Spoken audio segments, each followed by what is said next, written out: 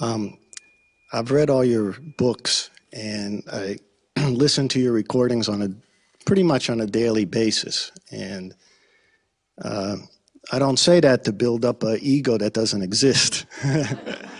It leads into my question. What I find in trying to practice the power of now, trying to be conscious without thought, is a very heavy inner dialogue of all the principles and things that I've read, like, how should I do this? What would Eckhart say?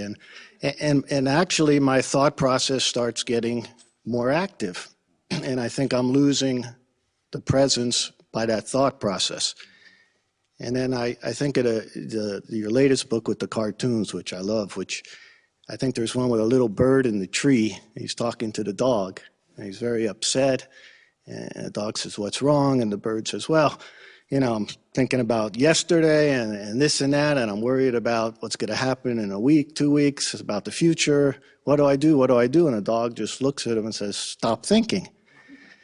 So how do I, it seems you try to stop thinking, and you read all this and you try to practice it, but yet in any given situation, I find that in order to get closer to practicing it or even practice it, it's causing a lot of thoughts to happen. So is that different kind of thoughts, or those thoughts that I should break that kind of habit? And if so, how? Okay, thank you. Thank you.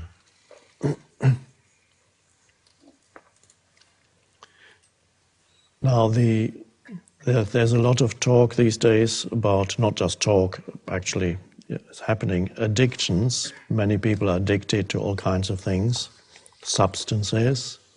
But one of the greatest addictions, or rather the greatest addiction, you never read about it in the papers, because the people who are addicted to it don't know it. It's the addiction to thinking. It's actually addictive. Can't stop thinking. It's like can't stop drinking, can't stop smoking, can't stop eating, can't stop thinking. Thinking is the greater addiction than any of these. And it's an addiction because it's been a drug, it's been around for so long, and it's a pseudo sense of self. So it's a great reluctance on the part of most people to let go of thinking, which is equated with the state of sleep, to let go of thinking. There isn't that much to understand in this teaching. There's a little bit to understand about how the ego works, but even that is just mainly a self-observation. The main thing about it is presence. Presence. And presence is a space of no thought, but presence can also be there in the background even when thinking is happening. You can still be not completely involved in the thinking. Thinking loses the ability to create havoc in your life and confuse you. So your choice then is not to understand more or to bring some intellectual analysis to the practice, but to practice the state of not thinking, which can be arrived at by various ways, as you probably know. If you don't think about it, just do it.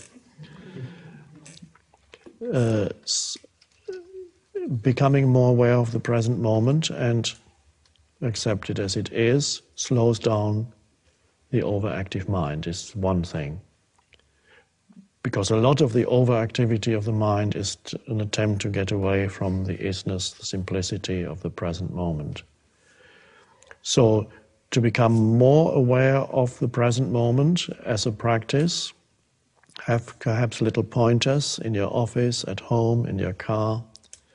Let's say present moment or whatever, or a symbol for it.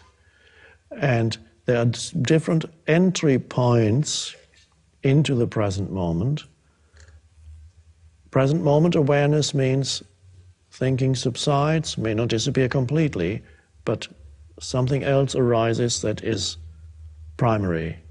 We call it presence or awareness. Buddhists call it mindfulness. which I don't use because it implies your mind is full of things, but it isn't, of course. It's just a mistranslation. So, to be present, first of all, use the present moment to become. But how do you become conscious of the present moment? Now, when you get it, after a while, you can actually sense the presence of the present, so to speak, directly, and there it is. But helpful things are sense perceptions, take you out of thinking. If you're not judging the sense perceptions, labeling, naming, looking around, anywhere, wherever you are, look around. Practice sense perceptions without this compulsive interference of naming what you're perceiving. Oh, that's a beautiful flower. I wonder what it's called. I don't know what it's called, so that helps. I can be free of thinking. If I know what it's called, I can say, oh, that's such, and then drop that. And see what it means to perceive without the interference of concepts, words. At this moment, for example, you're looking at me. Now, let's say between now and now, were you thinking? No. Okay. And again, between now and now, were you thinking or present? No thought. And while I speak, do you need to think to understand what I'm saying, or can you just listen and understand it? Just listen. And this is what you're doing. And so that's part of the teaching and the function of the spiritual teacher. Imparting information is secondary. What I'm telling you now is secondary. What is primary is the underlying state of consciousness, which is presence. That's the teaching. But you can't talk about that. It's underlying.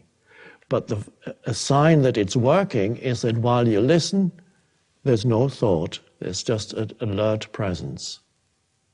And when the so-called teacher stops speaking for a moment, the alert presence remains. It does not need to be filled with anything. Like now. What is there to think about? Nothing. Now, if we do this for longer, at some point, your mind will probably start up and think, how much longer is he going to sit there? And when that happens, you can allow your mind to say, how much longer is he going to sit there and say nothing, and then come back to presence. And then some other thought will come. What's this all about? And then you can allow that thought to arise and then be present again. Which means you're not really, your priority is no longer to follow the thought where it wants to take you, because the thought has a magnetic pull. It wants more of your consciousness, but it wants to grow, because it's a little entity. It wants to grow, so it wants your attention. And in subtle ways, it tries to get your attention. It says, it might even use a bodily feeling. It says, God, I'm hungry suddenly. Why didn't I need to eat something? And then you think of what restaurant are we going to afterwards? And so the presence is gone, you are gone, you are looking for a restaurant in your mind. Which means the thought used as some bodily thing to make thoughts out of it, completely pointless, because you can't find a restaurant because you're standing here. But it can use all kinds of things to manufacture more, to get your attention. And if you're not careful, if you don't know the mechanism, it's not so much an intellectual understanding, but a simple realization that this is what the mind does. It tries to pull you in. It's fine, that's what it does. Once you know that, you can allow a thought to arise without following it where it wants you to go, which is into another bigger thought and a bigger one. So then you become like my dog when it finds a scent. And then suddenly, even when the dog is off leash, usually she's fine, she just runs around you, but suddenly she picks up a scent, and then she goes off completely unaware of surroundings or anything. He just follows that. And she could get lost. She goes off to the horizon sometimes, just disappears. And that's, when you follow a thought, it goes like that. You can wake up 20 minutes later, and it started with being a little bit hungry and thinking of a restaurant, and it ends up with thinking about how dreadful your life is.